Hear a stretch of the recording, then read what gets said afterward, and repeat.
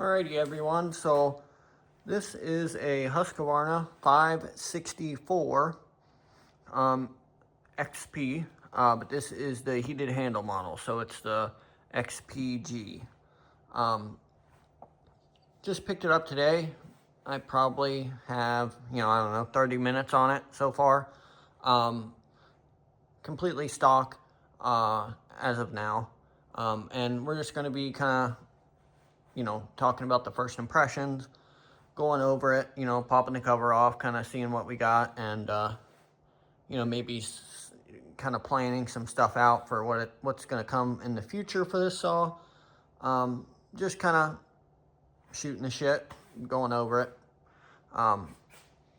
I haven't made videos in a while, so I'm going to start uploading a bunch of saw stuff.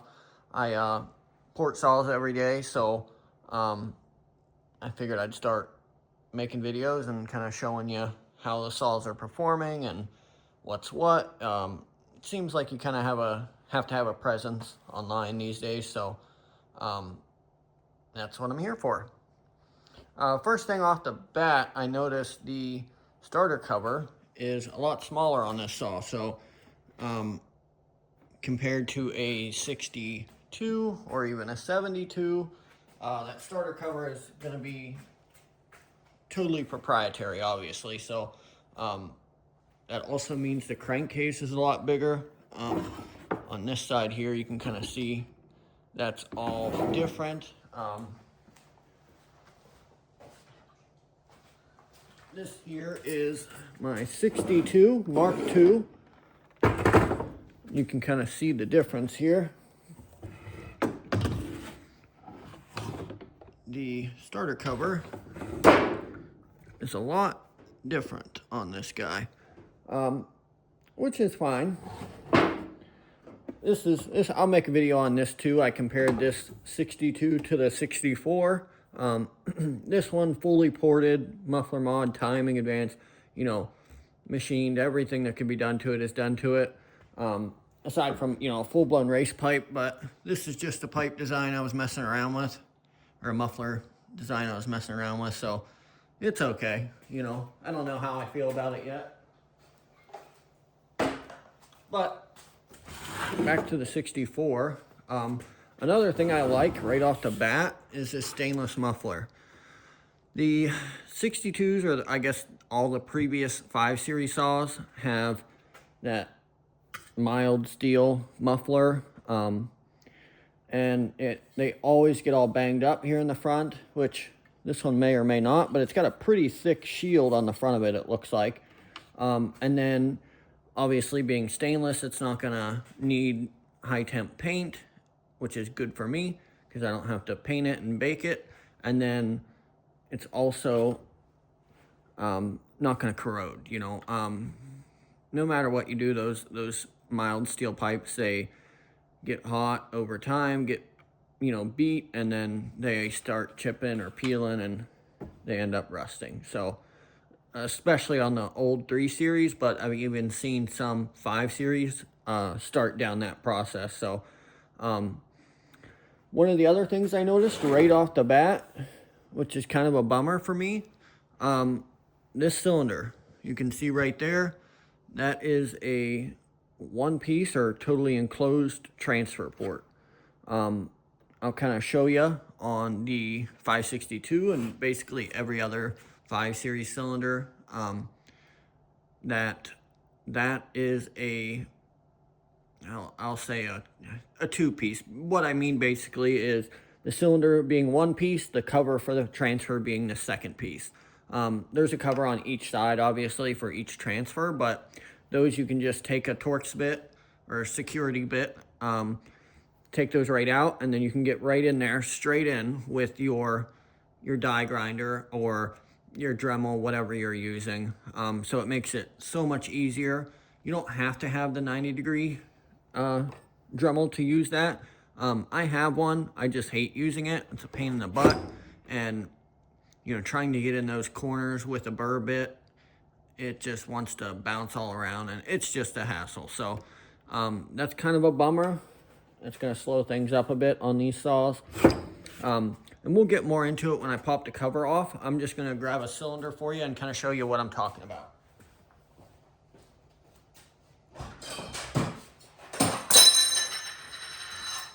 Oops, clutch went down. So here you can see this is a 562 Mark I cylinder. This one, of course, being a Mark I, the crank bearings went out of it and it unfortunately took the top end with it. So here you can see the covers on those transfers, and I'll even pop them off real quick just to kind of show you. So it just makes these transfer ports so much nicer to deal with.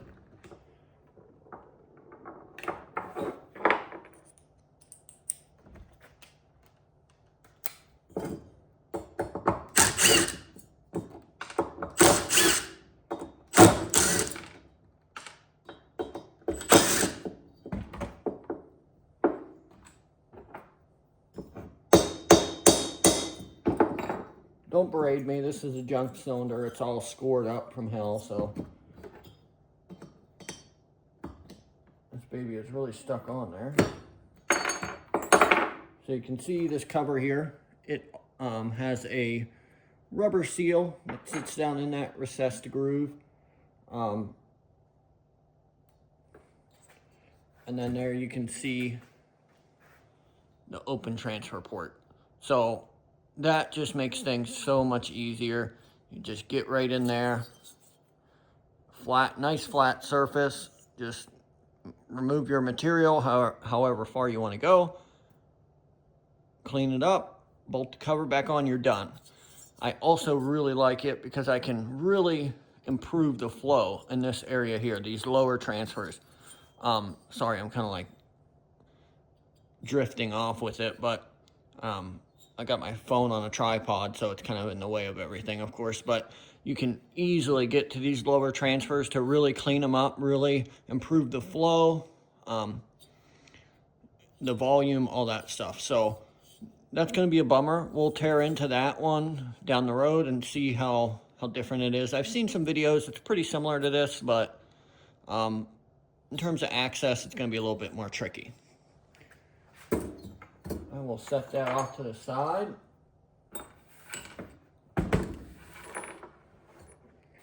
And then we will get into cracking this guy open. Another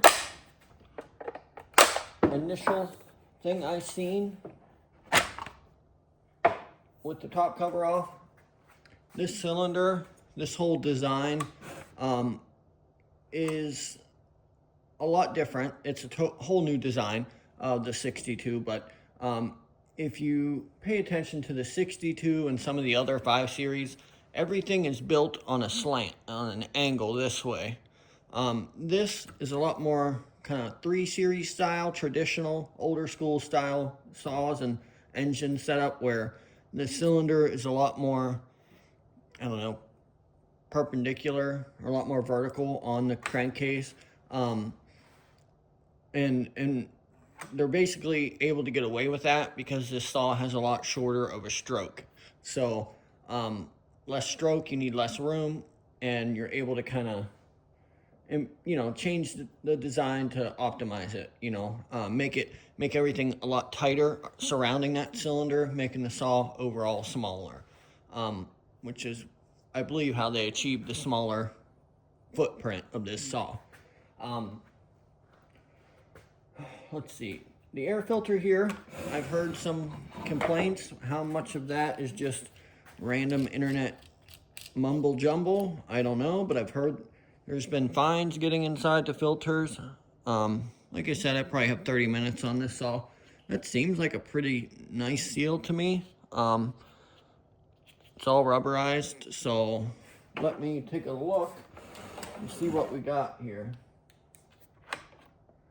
I mean, I am not seeing very many fines as of now, but again, it has probably 30 minutes on it, so that's not, you know, not worth much. Another thing to note, this saw does not have a traditional coil pack. You can kind of see here on the spark plug wire comes in from the clutch side rather than the flywheel side. And that's because everything is going to be controlled by that computer. So you don't have to worry about, gapping your flywheel or anything like that. Whether this will like or accept additional ignition timing, I haven't heard much about that.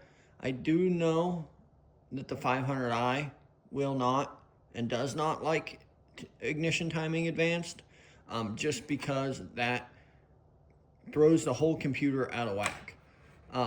Whether this saw will be different, I don't know, because it does. It's a little different because it does register the throttle position rather than, somewhere in the carb or the computer. It registers it off of the crankcase vacuum pressure. So between the vacuum and the RPM, it's able to kind of say, hey, this is where the throttle's positioned at currently. Supposedly it's a lot better of a system. I don't know, just maybe a different way of doing it. I don't know. We'll have to, see how that goes in the future there. Let's see.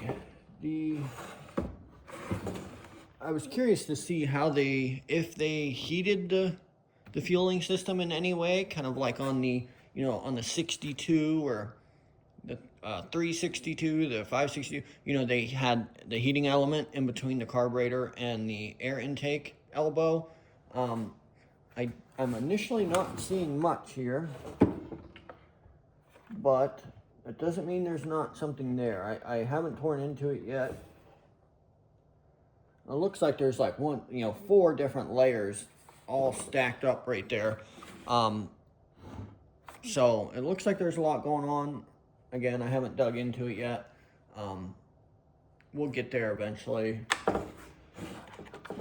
One other thing, kind of a bummer. I don't know exactly what their reasoning is for it. Maybe just to kind of try and, again, keep things a lot more compact, keep heat out of the saw.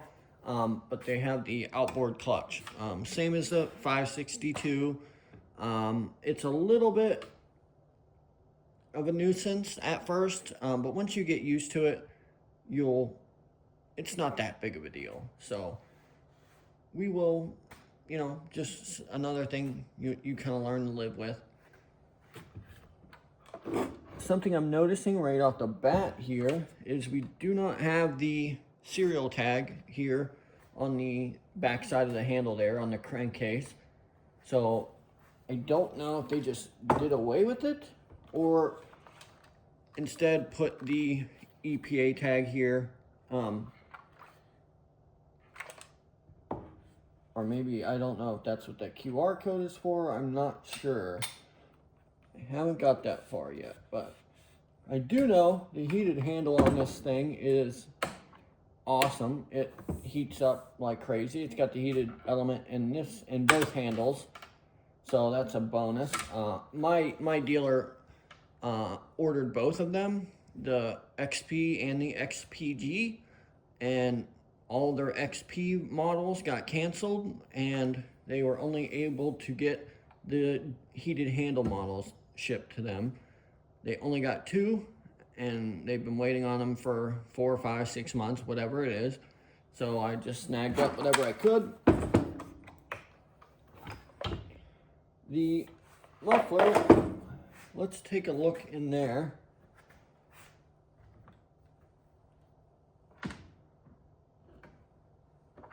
Let's see here. Doesn't feel, it looks, these little bits I kind of despise because they almost trick my eye into looking bigger than what they are. This cover here doesn't, it looks like it sticks off of the actual muffler a good ways, almost like a crash bar for a car, you know, or maybe it's just a cover that sits right up against it. We will find out.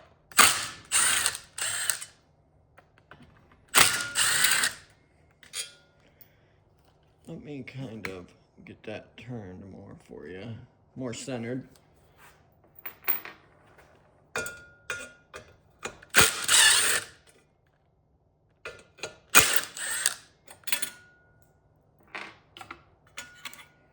Interesting. So it does, yeah, there's not a ton of room behind there, I guess.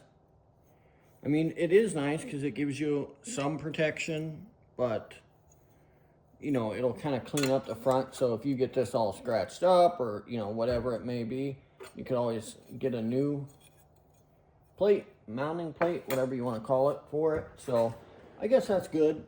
I was hoping it had some space behind it to stop it from, you know, taking some of that abuse.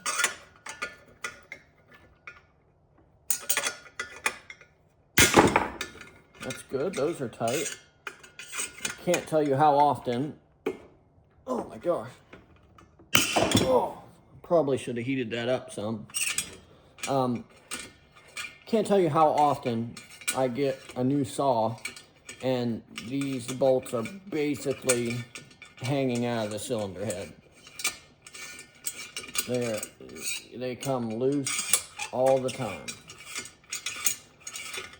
Almost every new saw I get, I kind of go through once I get a couple heat cycles in it and tighten everything up. Whatever I can get to easily. I'll snug up the muffler bolts, I'll snug up the cylinder head bolts, you know, whatever I can get to.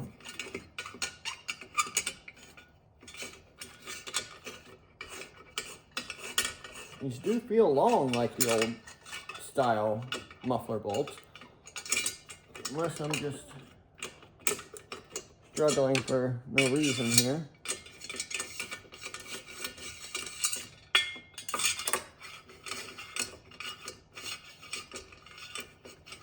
In the meantime here, this is obviously going to be a long form video. I will be posting more shorts, kind of just, you know, showing off how this saw runs, how that saw runs, just some test cuts and stuff like that, just to get videos out there until I kind of get the hang of everything and all that. Let's see here. Modifying this muffler is, I can guarantee you, going to be one of the first things I'll be doing to this saw. Whether I modify this muffler or I build a custom pipe for it or something like that. I do not like those ugly tree trunk looking pipes. They're kind of referred to as the, you know, iron horse pipes. They're just a straight pipe with another littler, smaller pipe sticking out the side. I despise those pipes. They kind of make power, but they don't make power. And then they look hideous and they kind of sound hideous. And they, from my experience, the 5 series saws do not like to idle with those pipes. I guess it all depends on what diameter pipe you're using for that muffler or pipe. So that's kind of why I do not like them. Now, one thing with this muffler, I was curious about whether or not it had a baffle. The 562 has a baffle, 72 has a baffle, the 92 does not. And it does look like we have some sort of baffling in here. It doesn't appear to be as crazy as the 62 and the 72. If you've been inside one of those mufflers, you know how horrendous those bafflings are. I mean, that, if all you were doing to a saw was you could only do one thing, definitely get rid of the baffling and open that muffler up. But this one does not appear to be too bad. So maybe I will start out with going in there and hogging out, opening up that exit hole there. And then you can kind of see the baffling on this side. It's almost like a ramp. It comes in and goes straight down. Two little exit holes that allow it to go up into this top chamber here. It does look like it's double layered in there. You get the one layer, almost like a zigzag shelf. It goes up and then, you know, back and forth type of thing. But yeah, that's interesting. I mean, all stainless. Hopefully it's not a weird alloy to where it's a pain to braze. But we will get to that at a later date. Oh, interesting. Wow. So it does have the stepped port where it has a lip at the top of the port. I'm already seeing some scratches on this piston, almost like some light scoring. Dual ring. So, not sure why they... Husqvarna typically single ring for the performance. But what I am more so kind of blown away by is this exhaust port. It is texturized. Oh man, I can't think of it, but there's a texture that this reminds me of. I don't know, I can't think of it right now. Maybe like a real shitty cast iron, maybe? I'm not sure. Let me see if I can get this on camera here.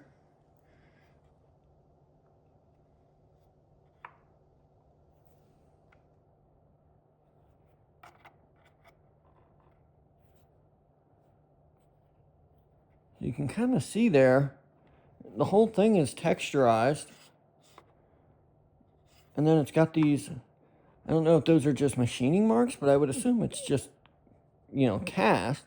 But yeah, it's got all those ripples in the top roof, which typically the top is where you'd want to smooth out the most. If you were going to smooth only one side inside this exhaust port, you would want the top to be the smoothest. You know, because there's guys out there, porters, that have been doing it for decades, 2, 3 decades. Some of them will tell you you must smooth polish that exhaust port. There's other porters like Tree Monkey. He's been doing it 30 years, legend. He'll tell you, nah, don't bother with it. Not worth my time. I tend to listen to things he says. His process for porting a brand new saw on the market is absolutely insane. I couldn't even fathom doing his process. He's typically a steel guy, but say for this saw, he would go and buy 3 of them, or if he could, he'd buy 1 and 2 other pistons, OEM pistons for it.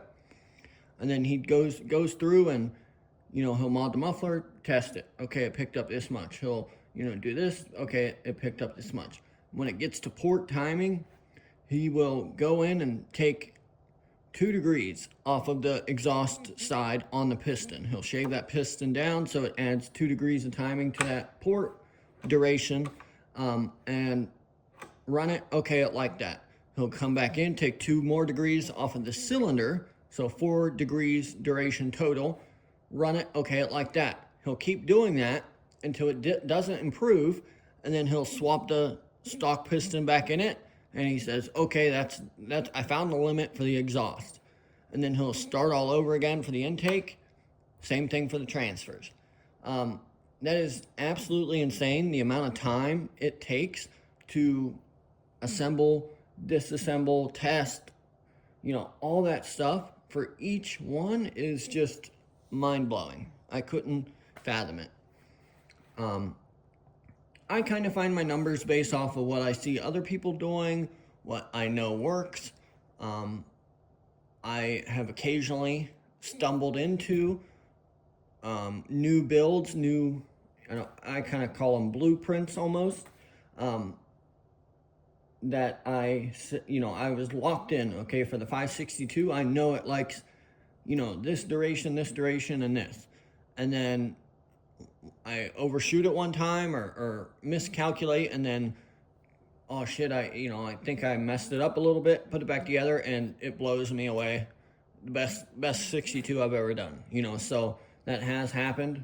But it's just it's a process. I don't claim to know everything. I definitely don't, but I enjoy it. I basically guarantee it that your saw is going to run better and it's going to last. It's going to live. I don't provide a warranty per se, but if I port your saw and a month down the road the thing blows up or something, I'll look into it. And just stand up guy type of stuff. I'm not gonna, rebuild your saw 4 or 5 years down the road or anything, but I also need to make sure that, you're running the right fuel, you're running the right oil, you're not, running it with a dull chain, you're not, you got to keep these saws loaded up. When they're ported, you're pushing the engine harder and harder. You're pushing it to its limit, basically. Just below that limit. So you want to keep them loaded. You don't want to have them sitting there just barely, scraping on the wood to where they're screaming high RPM. You want to keep them loaded, dogged in. If you don't dog them in, run a more aggressive breaker. You need to keep load on them so they're happy, they're cooling, all that. Porting saws, 40-to-1, absolute minimum, not even in question. Some porters, like again Tree Monkey, he recommends 32-to-1 for all his saws. Obviously no ethanol, if you can help it. I've ran ethanol, I've not ran ethanol. I run it no ethanol, but I don't, make it a huge thing. My saws go through fuel quick enough to where they're not, sitting there just being gunked up. Every saw I have basically runs year round. I'm always putting new fuel in them. I don't always drain the tanks, but I run them, add fuel to them the next time I run them, a couple weeks, whatever. So it's not the end of the world there, but another thing to note with the 64 here, this stop switch is nice. I like it. It's fired up 2 pulls every single time for me so far. I wonder if they changed, I don't remember the name of the company that makes the cylinders for the 592, but it looks very similar to the 592 cylinder. Not in terms of the shape or size, but the alloy or the casting for that cylinder. You can see here, this is kind of how most Husqvarna cylinders look, with this dark gray finish to them. This one almost looks fake, or like a fake plastic or something. Bright silver, like it was painted silver. That's how the 92 cylinders look. So I don't remember the name of them. I don't think they're Molly. Something with an M. Oh, no, not an M, duh. It kind of sounds like... what is it? I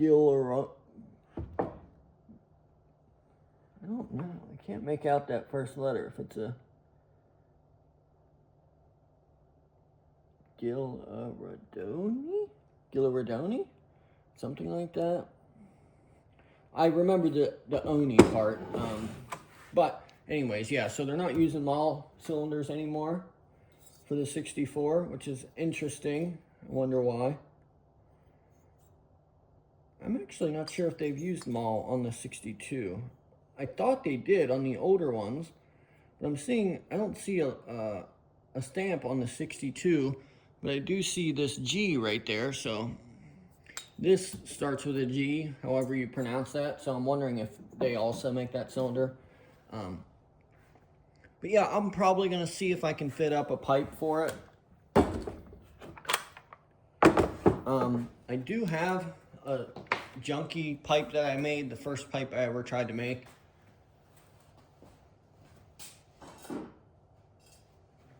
I ended up having some small holes in it, so I kind of welded over it. It's absolutely horrendous. Don't judge me for it. It was an experiment. I'm not a fabricator, but you know, some of the other muffler mods I've seen out there online, I'm okay with this one. So, but it's it's made for more of that angle. So I can already see here that ain't gonna work. Now I might be able to kind of chop it and make it more, you know, put that flange at more of a straight up and down angle. I'll have to trim it a little bit because it does stick out, but yeah, that exhaust port is interesting. Very interesting. Let's see if I can see down to the intake port here. Oh, yep, I see down in there. Nothing really to note. Similar intake port than to what's on the 64 or 62, sorry.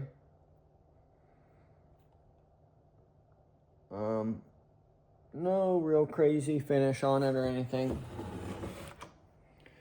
But yeah, 564 XPG. I'll be making some more videos with this. I'll be uploading some more videos. I was comparing this to a ported 562 Mark II. Totally custom build, ported muffler mod, timing. It actually has a Mark I piston in it. You know, obviously all kinds of port timing and machining. And then I also compared it to a Echo 590. Fully built muffler mod, timing, carb mod. They have those bypass jets in it. Machined, you know, the full works. Some porters out there just grind a little off the exhaust, don't measure it, and, you know, remove the base gasket and call it a ported saw. I basically touch absolutely everything on this cylinder.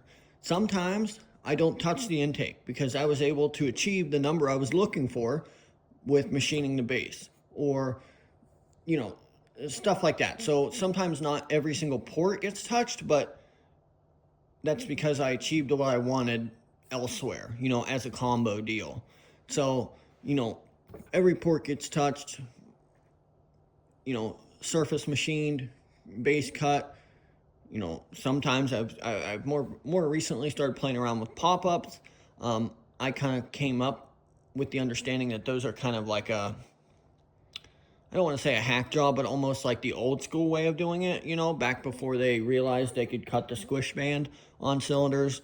So I've always just came up cutting the base, cutting the squish band, leaving the piston alone so you don't get that interference with the flow in the top of the cylinder because of the pop-up.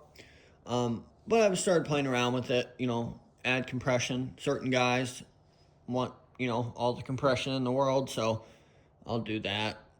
You know, I tailor my builds to what the customer wants within, you know, certain confines, obviously. But yeah, I'm super excited to get going with this thing. Yeah, like I said, I will keep you guys posted. Start uploading a lot more videos. Just keep a lookout, like them, you know, share them, comment. You know, I'll be in the comments talking to everybody. So yeah, thanks guys.